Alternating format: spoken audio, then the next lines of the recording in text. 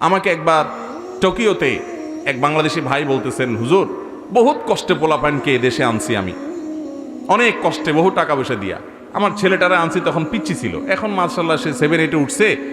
আমি একদিন তাকে একটু জোরে ধমক দিছি, কারণ সে একটা মেয়ের সাথে হারাম সম্পর্কে জড়ায় গেছে। আমি দেখছি যে ওর লাইফ শেষ হয়ে যাবে, ধ্বংস হয়ে যাবে ও।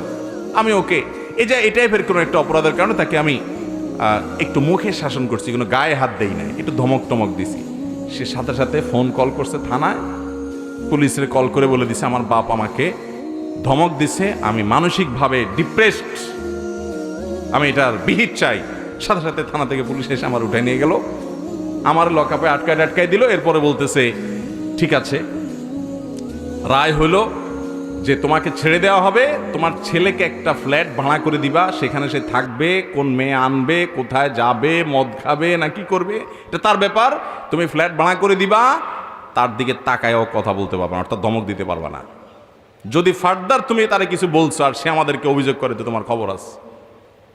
আমাকে ওই বেচারা জড়ায় ধরে বলতেছে, হুজুর এ দুঃখের কথা কাকে বলবো, সবাই তো জানে জাপানে আছি, ফ্যামিলি নিয়ে খুব সুখে আছে, শত শত প্রবাসীদের দুঃখের কথা আমারে বুকে আছে।